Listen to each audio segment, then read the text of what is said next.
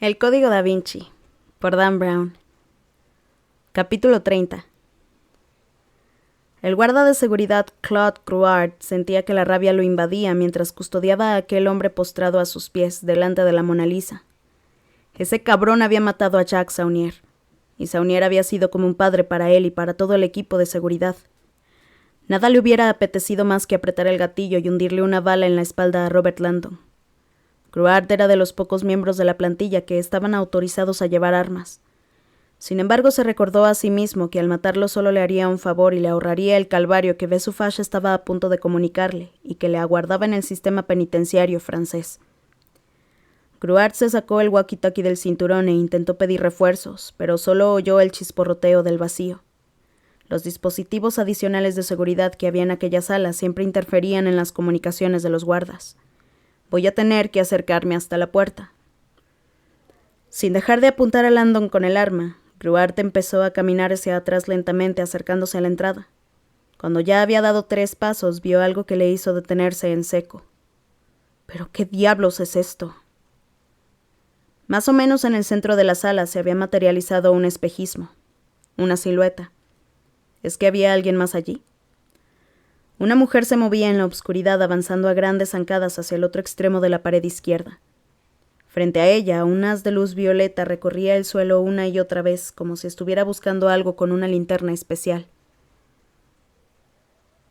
¿Quién está ahí?, preguntó Gruard, constatando que la adrenalina se le estaba disparando por segunda vez en los últimos 30 segundos.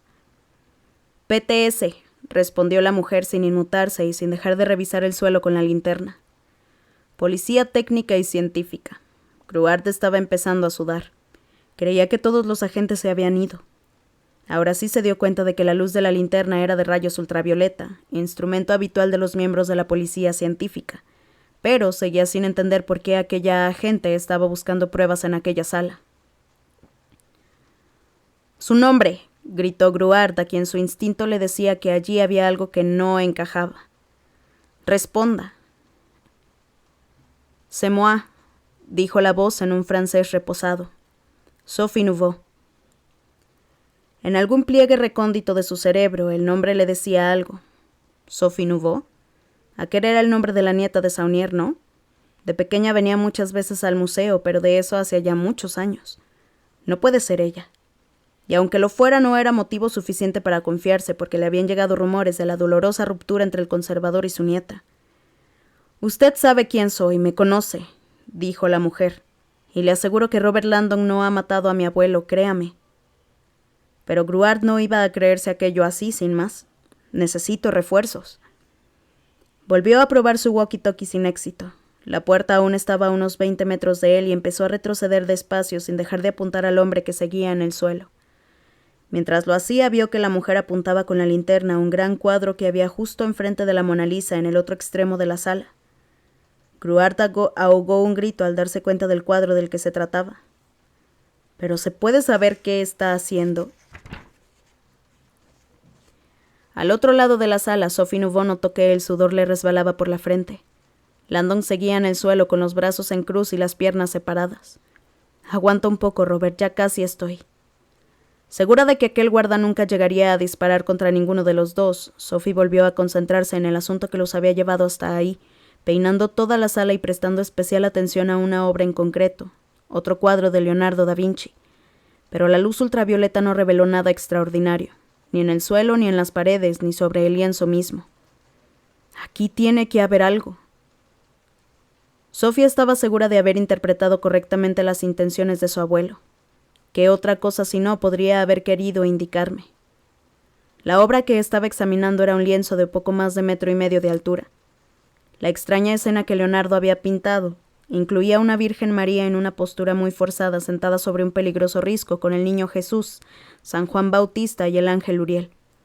Cuando era pequeña no había visita a la Mona Lisa que terminara sin que su abuelo le llevara hasta el otro lado de la sala para admirar aquel segundo cuadro. «Abuelo, estoy aquí, pero no lo veo». Detrás de ella oía que el guarda intentaba pedir ayuda por la radio. «Piensa». Visualizó el mensaje garabateado en el cristal protector de la Mona Lisa. «No verdad, lacra Iglesias». La pintura que tenía delante carecía de la protección de un vidrio sobre el que escribir ningún mensaje, y Sophie sabía que su abuelo nunca habría profanado aquella obra maestra escribiendo algo directamente encima. Se detuvo un instante. Al menos no en el anverso. Miró instintivamente hacia arriba, hacia los cables que colgaban del techo y sostenían el cuadro. ¿Era posible? Sostuvo el lado izquierdo del marco y tiró hacia ella. Aquella pintura era grande y el lienzo se combó un poco cuando la separó de la pared. Sophie metió la cabeza y los hombros detrás y enfocó con la linterna para inspeccionar el reverso. No tardó mucho en darse cuenta de que su instinto había fallado en aquella ocasión. Allí no había nada, ni una sola letra violácea brillando a la luz, solo el reverso manchado de marrón por el paso del tiempo y... Un momento. Los ojos de Sophie se fijaron en el destello inesperado de un trozo de metal alojado cerca del ángulo inferior de la estructura del marco. Era un objeto pequeño, parcialmente encajado en el punto en que el lienzo se unía al marco. De ahí colgaba una cadena de oro brillante. Ante el total asombro de Sophie, la cadena estaba unida a una llave dorada que le resultaba conocida. La base, ancha y trabajada, tenía forma de cruz y llevaba grabada el sello que no había visto desde que tenía 9 años, la flor de lis con las iniciales PS. En aquel momento Sophie sintió el fantasma de su abuelo que le susurraba al oído. Cuando llegue el momento, la llave será tuya. Sintió que se le hacía un nudo en la garganta al darse cuenta de que su abuelo aún en el momento de su muerte había cumplido su promesa. Esta llave abre una caja, le decía su voz, donde guardo muchos secretos. Sophie se daba cuenta ahora de que el objetivo final de todos aquellos juegos de palabras había sido la llave. Su abuelo la llevaba consigo cuando lo mataron. Como no quería que cayera en manos de la policía, la había escondido detrás de aquel cuadro. Y entonces había ideado una ingeniosa búsqueda del tesoro para asegurarse de que solo Sophie la encontrara. «Necesito refuerzos», gritó el guarda. Sophie arrancó la llave de su escondite y se la metió en el bolsillo junto con la linterna de rayos ultravioletas. Asomando la cabeza por debajo del cuadro, vio que el guarda seguía intentando desesperadamente comunicarse con alguien a través del walkie-talkie y retrocediendo hacia la puerta con el arma aún apuntando a Landon. «Necesito refuerzos», gritó de nuevo a la radio. Pero ésta solo le devolvía ruido. «No transmite», constató Sophie, recordando que los turistas con teléfonos móviles se desesperaban cuando intentaban llamar a sus casas para pavonearse de que estaban enfrente de la Mona Lisa. El cableado de seguridad especial que recorría las paredes hacía materialmente imposible establecer comunicación desde dentro. Había que salir al pasillo. Ahora el guarda ya estaba cerca de la puerta y Sophie sabía que tenía que hacer algo deprisa. Mirando la pintura tras la que se ocultaba parcialmente, se dio cuenta de que Leonardo da Vinci estaba a punto de acudir en su ayuda por segunda vez aquella noche. «Unos metros más», Gruart se decía a sí mismo, con el arma bien levantada. «Alto, o la destruyo». La voz de la mujer reverberó en la sala. Gruart la miró y se detuvo en seco. «Dios mío, ¿no?» A través de la penumbra rojiza, vio que la mujer había arrancado el cuadro de los cables que lo sujetaban y lo había apoyado en el suelo delante de ella. Su 1,5 metros de altura casi le ocultaba el cuerpo por completo. La primera reacción de Gruart fue de sorpresa al constatar que los sensores del cuadro no habían activado las alarmas, pero al momento cayó en la cuenta de que aún no habían reprogramado el sistema de seguridad aquella noche. ¿Pero qué demonios está haciendo? Cuando lo vio se le heló la sangre.